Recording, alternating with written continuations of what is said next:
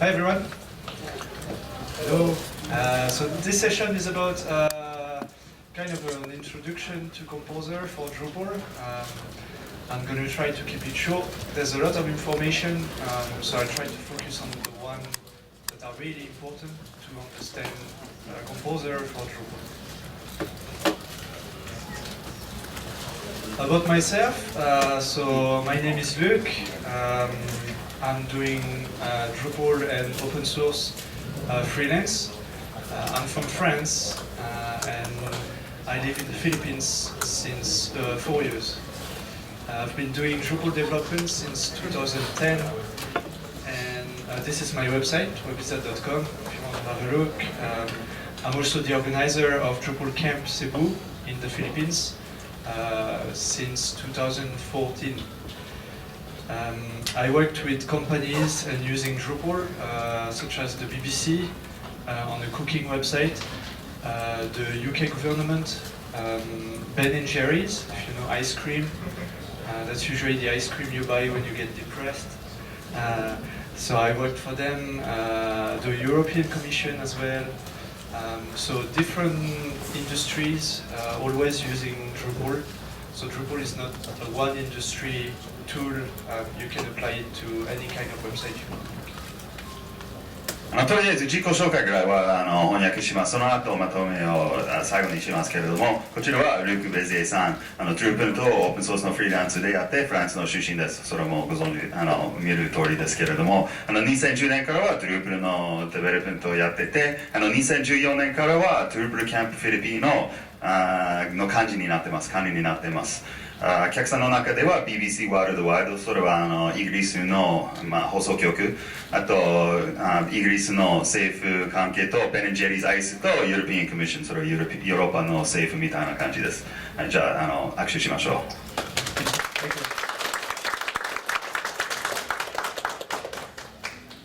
Actually, no, sorry, I don't speak Japanese, sorry. So, the rest from here is going to be on English, sorry. So, but I have a lot of sentences, so if you don't really understand when I speak, maybe the written can help. That's the way I learn English as well. It was easier for me to read and to learn from hearing. Anyway, so, right now I'm a Drupal developer. I'm also a solution architect for this company PromoteSource, and so I do architecture using Drupal for a complex and large project. I've been using Composer for PromoteSource, and PromoteSource has quite a long history with Drupal and Composer. They are using it since 2014, so before the release of Drupal 8. And before Composer was officially adopted by Drupal. And they used it for Drupal 7 and Drupal 8. What is Composer?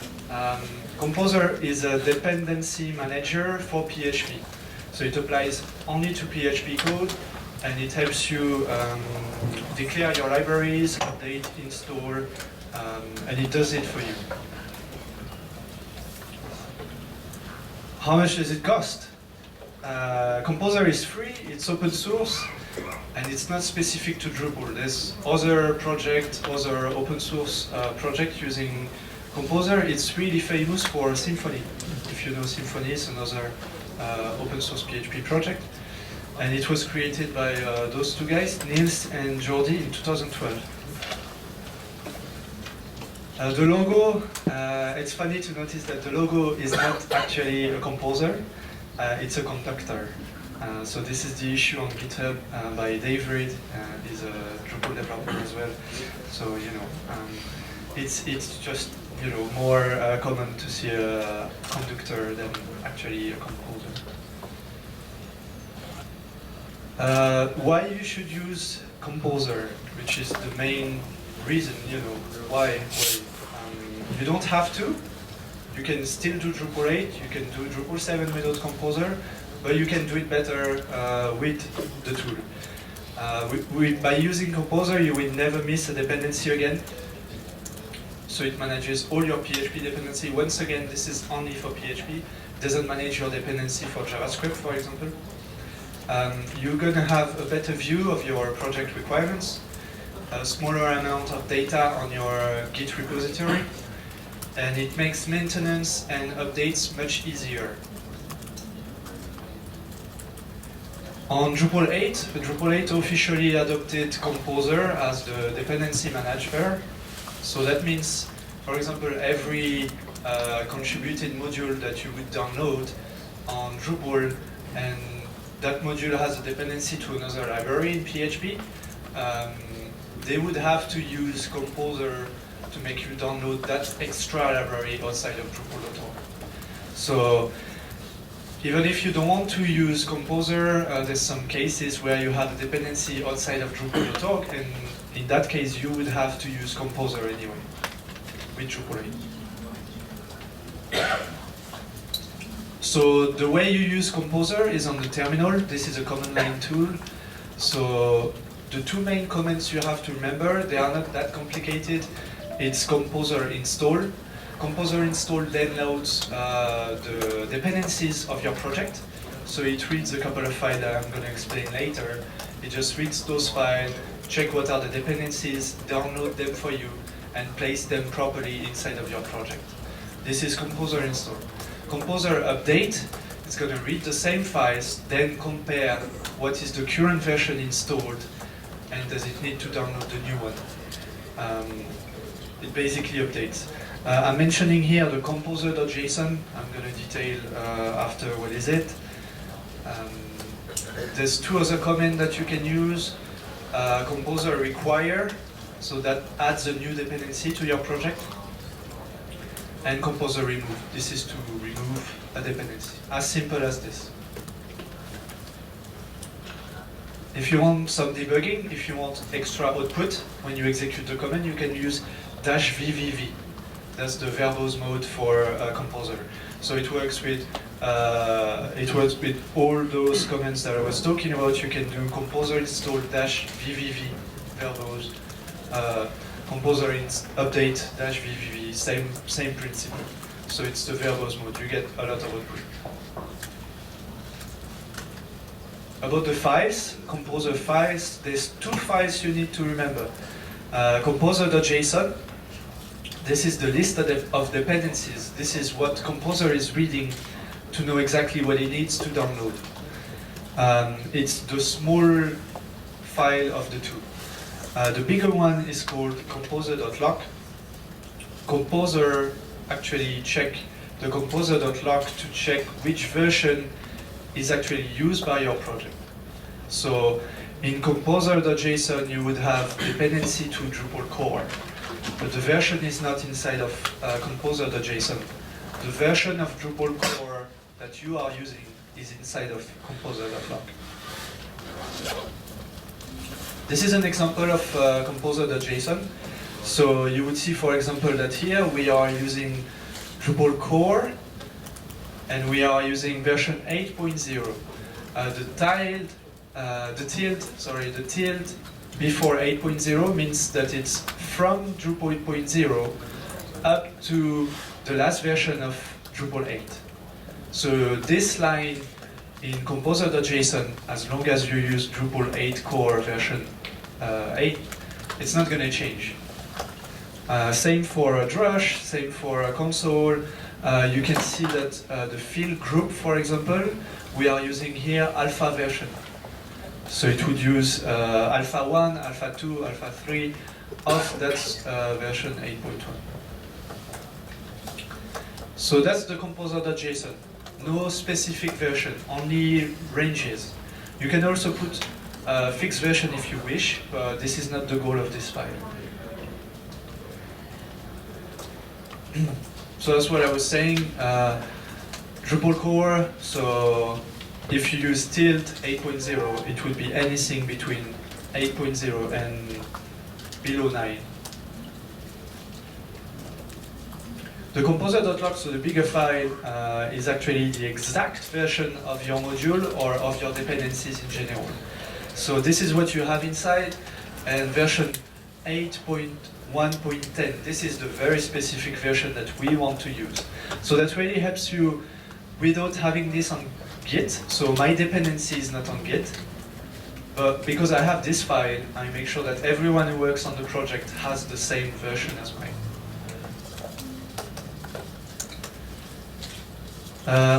This is the only two files you need to keep on Git, so the composer.json and composer.log. When the files are downloaded, most of the time they are downloaded into a vendor folder. Don't add this folder to Git. You don't have to. And if you add this to Git, that kills the purpose of Composer, which is to manage the dependencies for you. Git doesn't have to do it anymore. What about Drupal? So Composer for Drupal, you can just download the tarball from drupal.org, and you would already have a composer.json and a composer.log files. But you would have the whole project. So it's easier if you use a better solution, which is called Composer Templates. Composer Templates, there's two for Drupal, the main ones. So Drupal/Drupal, that's the minimal. And then if you want a more complete one, it's a Drupal Composer /Drupal project. It's on GitHub. There's more documentation if you want on Drupal.org. They explain the differences in between the two. One of the differences, for example, is Drupal/Drupal would have Drupal at the root of your project, where the other one, Drupal Composer, Drupal core would be a subfolder. I prefer a subfolder so I can put my script at the root level. It's personal preference, but in general, Drupal Composer is more complete in terms of functionalities than the other. I recommend Drupal Composer. Yeah, you can the way you use it. So Composer create project, and then that's the template I was saying. So Drupal Composer and then /Drupal project. So when you start from this, what's going to happen is that Composer is going to download the template for you, read the composer.json and composer.log, and create and download all the dependencies for you. Then you are ready to start.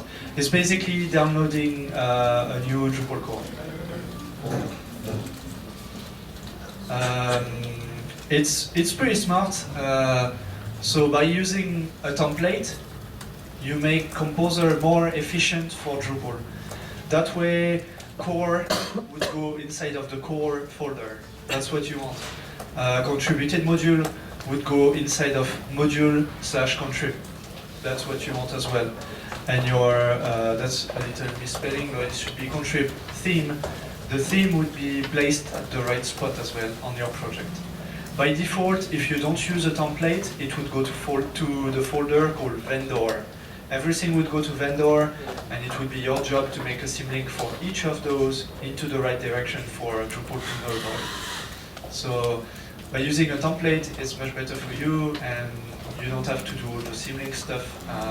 The Composer template knows where to download and where to place the module and the theme.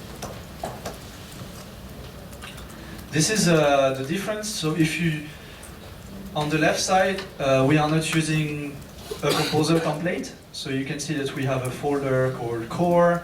We have one module profile. This is for Drupal 8. And on the right-hand side, we're using the Drupal Composer template, the one I was recommended. And you can see that our Drupal core has been placed inside of a folder called web. So at that level, I can have my Docker configuration, my scripts, and then the web folder. The web folder would contain Drupal. Inside of the web folder, you can see, for example, there's no core in Git. This is on Git, and we don't have Drupal core folder inside of our repo. This is all managed by Composer here. So when you do Composer update, Drupal/core, Composer would download the new core for you and place it properly inside of your web folder and replace the content of core here. This is automatic. You don't have to manage it. That makes your Git folder lighter, and you don't have to worry about dependencies anymore. If you need a new module, you wouldn't use the download directly from Drupal.org, the tarball, you wouldn't use that. You wouldn't use Drush DL anymore. You would use Composer Require. Composer Require Drupal slash the machine name of your project on Drupal.org. You still have to enable the module though. If you want to update all your dependencies, Composer Update, don't do that, it's really slow. If you want to do it faster, and you want to update, let's say, core, I would do Composer Update Drupal slash core -- with dependencies. Same thing for a module if you want to update panels, Composer Update panels. How about patches? You probably know patches. So when there is an issue and it hasn't been solved yet, there's usually a patch on Drupal.org on the issue. So Composer can manage your patches as well. It's very efficient. You don't have to download them to apply them anymore. Composer can do it for you. So this is the way you would define a patch. It goes into extra. Once you've defined this architecture, you can just copy-paste every time the different patches you have. You can see, for example, the name of the module, the version that this patch applies to, and the URL. It's very helpful as well because it forces the developers to document the patches. Some of the problems I have is that I would take over a website and the modules are hacked and there's no trace of which patch was added. I have to manually look for it and see what kind of issue they were trying to solve. Composer, by enforcing this, helps the documentation of your project. Warning, okay, so there's no perfect tool, there's no paradise on earth, so Composer is slow. Help, and this is supposed to be help, I hope I didn't get it wrong. So it's slow. I mentioned that if you do Composer update, it's going to take a while. You have to say which part of your project you want to update. So one of the reasons behind this, if you do the -VVV, the verbose mode, you would see everything that's going on, everything that Composer is doing. And unfortunately, one of the things that Composer is doing is checking all the tags. So if you say, I have Drupal core 8.1.0 and I want the latest, it will still check the tags for 8.0.0, unfortunately. So it's pretty slow. And as well, it depends on your internet connection. In the Philippines, we have a lot of trouble with that, so I had to find ways to make it faster. There's a couple of solutions. Some of them would be to have a kind of a proxy or cache on the server your dependencies or your relationship with Composer. That's a bit complicated. If you want a fast and quick improvement, use specific modules, specific parts of the dependency you want to update. So this one, not the Composer update alone. There's another one as well. If you are using Vagrant, don't use Composer inside of Vagrant. Use it on your laptop. How many of you are using Vagrant? Okay, a few. So just for you guys, yeah. Don't use it straight away on Vagrant. It's going to be slower. Use it on your own machine. As long as this file, Composer manages only files. There's no database updates. It's only files. Some are using Docker. Okay, a few as well. What are you guys using? Drupal VM. Okay, so Drupal VM is based on Vagrant. But if you use Docker, same principle, don't use it on the container, use it on your machine. It's going to update the files the same way it would do on the container. It doesn't matter. The only thing you have to remember to improve the speed on your machine, install the latest version of PHP. If your server is using 5.3, you want your container to run 5.3, but you don't need your machine to run the same version.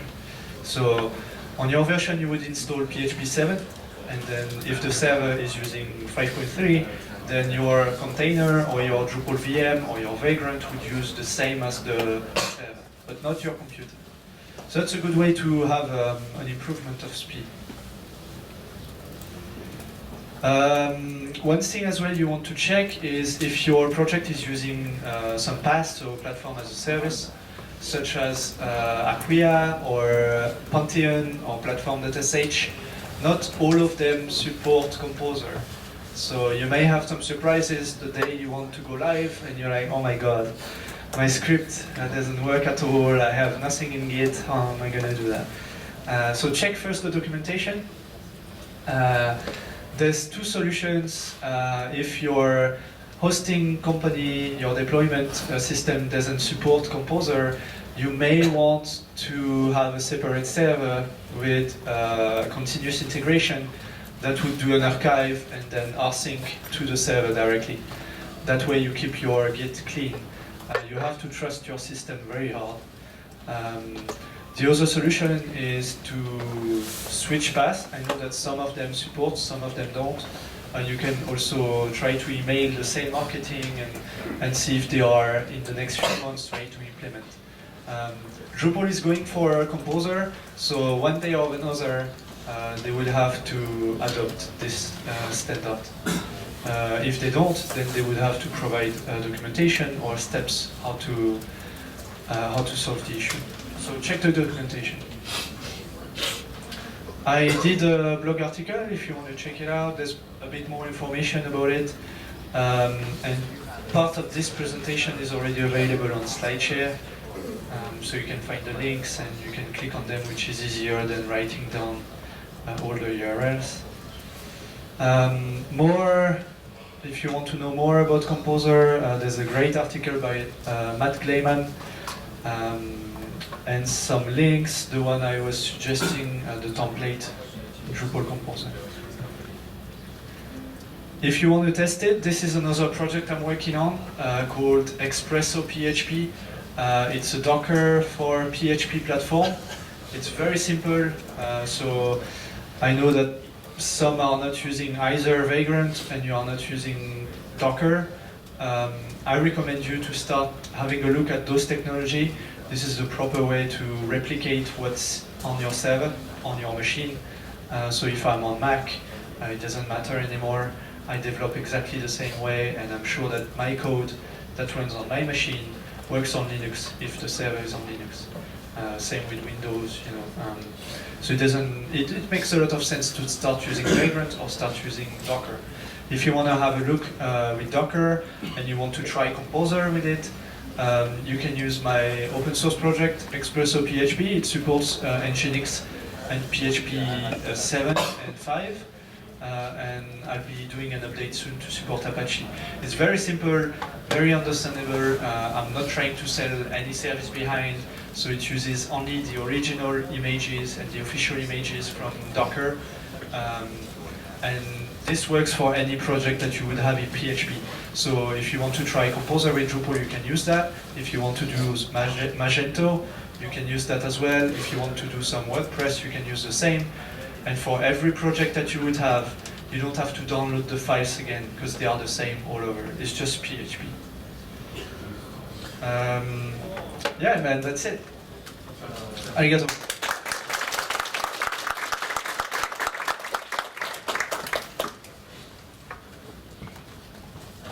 ちょっとした通訳のまとめをしますが、まず拍手しましょう。Thank you very much. まあルークさんがDrupalで大きな複雑なプロジェクトでいろいろ使っています。でDrupalは2014年からはComposerを使っています。Drupal 8が出る前からは使ってますけれども、Drupal 7でもComposerを使うことになりました。で、Composer っていうのはパッケージマネージャーです。いろいろなソフトをダウンロードしたり、プログラムをダウンロード、Dependency マネージャーです。コマンドラインツールです。で、コンポーザーは無料、お金はかかりません。で、Drupal のツールではなく、Drupal で管理するツールとなります。だから Drupal と同時に使えますけど、特に Drupal のものではありません。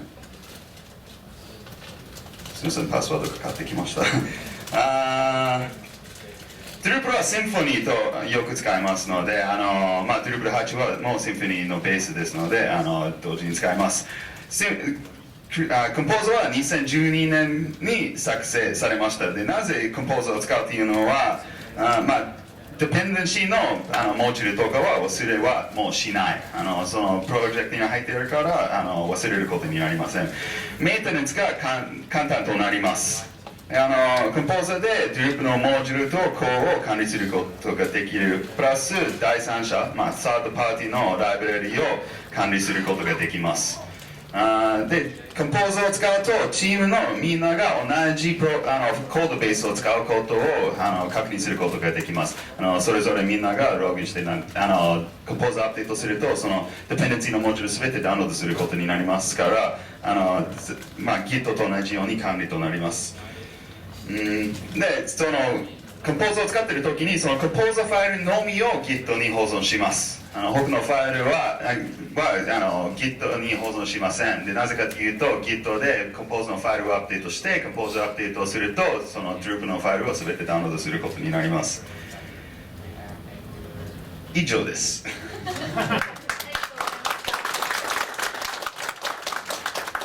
私が次のプレゼンをしますが、三脚を持っている方いらっしゃいますか？私、今日の朝自分の割れちゃいましたので。三脚ありますか？ビデオカメラ。 Does anyone have a tripod? I broke mine this morning and I'm doing the next presentation. 使わせていただければけど、木野さんも。何に使いますか？何に三脚使いますか？次のプレゼンのレコードしたい。これ当然大丈夫。じゃあお願い。後でシェアしましょう。ありがとうございます。はい、じゃあ5分休憩しましょう。Let's have a 5-minute break. すみません。Sorry. Question time. So does anybody have a question? So, if you add a patch with Composer, and then the patch is committed to a module, what happens? You get an error? How do you get alerted? So the next time you deploy, you would have a message that the patch cannot be applied anymore because the code changed. Okay, so you will get a message. Yeah. So you would just have to remove the patch from composer.json and update the module. Other question? Yeah? こういうのあります。パッチがオンラインにない場合ってどうするんですか？ When the patch is not online, what do you do? Yeah, good question. Put it online. You can put it on your private server, but you need Composer to have access to it. I'm not sure. I have to check if you can do like a local path on your server, but I'm not sure. You would like your patch to be available, yeah, online. I その guess. パッチは自分のサーバーに載せることができますが、そのコンポーズはそのパッチにアクセスする必要はあります。If it's for a contributed module anyway, you should put it on Drupal.org so other people have access to it. Drupal.org のモジュールのパッチであれば、もうその Drupal にアップロードしてから使えるようになりますので。他に質問ある方。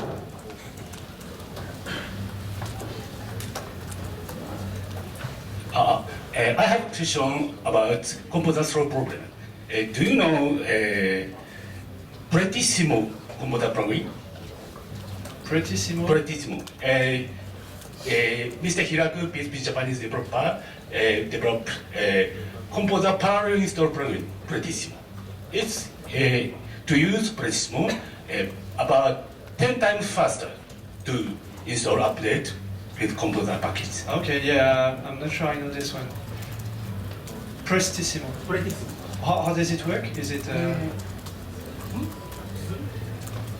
どうやって使いますか？使い方は？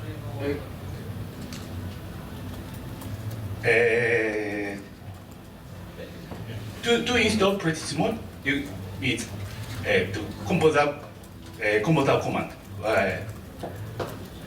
コンポーザーsorry コンポーザーのプラグインみたいな感じですか？プラグインです。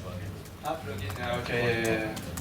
The thing is, so Composer comes from frameworks, not from CMS. The big difference we have between frameworks and CMS is that we have a lot of modules more than frameworks. Frameworks like Symfony usually have less dependencies, so the speed thing, they don't experience it as much as us. When you work on a Drupal project and you have 100 modules, sometimes more, it's a problem that they don't have in Symfony, basically. But dependency なんだろう依存性を解決するのは実はローカルのコンピューターが速ければそんなにはスピードが速く影響ないんですよ。どっちかというとコンポーザーがパッケージをたくさんインストールするのをこう直列にやるから遅いんですね。特にヨーロッパ以外の国では。なので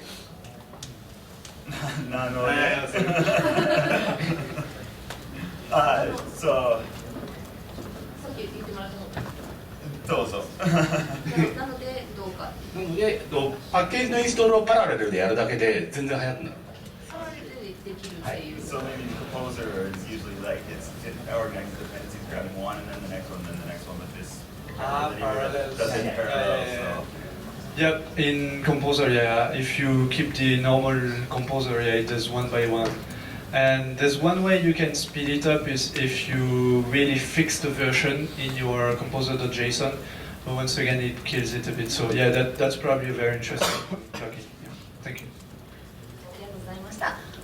じゃあ、ここで質問の方終了して、ルークも最後までいてくれますので、もし質問などありましたら直接聞いてもらえたらと思います。ではどうもありがとうございました。